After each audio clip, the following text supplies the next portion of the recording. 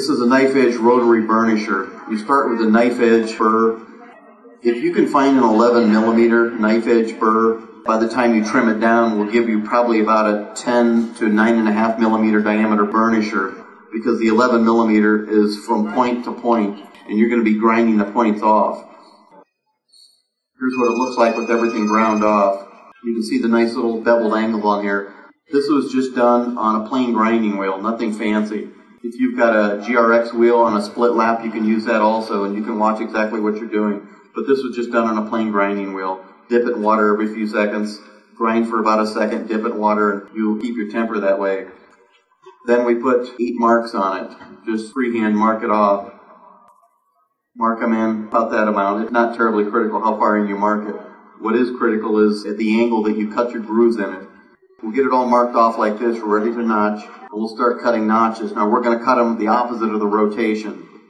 It's going to be spinning counterclockwise, and we'll cut them the opposite of the rotation. And after you've got your notches all cut in evenly, then you want to come back and you want to take the corners off, because you want this to gently smear metal, not tear it.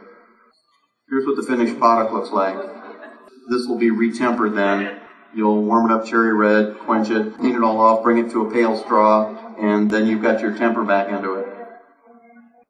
Here's what it looks like after I've polished, and you can see how you've got a slight curved edge here where everything is friendly.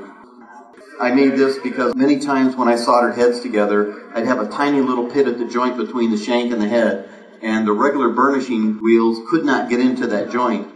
This will go down into a real tight groove. If you've got 2 pieces soldered together and pits showing up, you can go down into that real tight groove with this and smear them until they don't show anymore.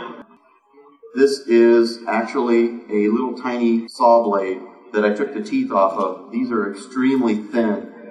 There's times when you need one even thinner than what you would find from a knife edge burr, and this saw blade will do the job then. These bend very easily. You can see this one tip right here is bent, and I only use this thing maybe half a dozen times. Luckily, these don't cost a lot. This will notch real quickly. You don't have to do any prep work or anything. You just gently take the teeth off. In fact, you can use dull blades from tools that you cut rings off with. You can use dull blades from that. You're not wasting a blade.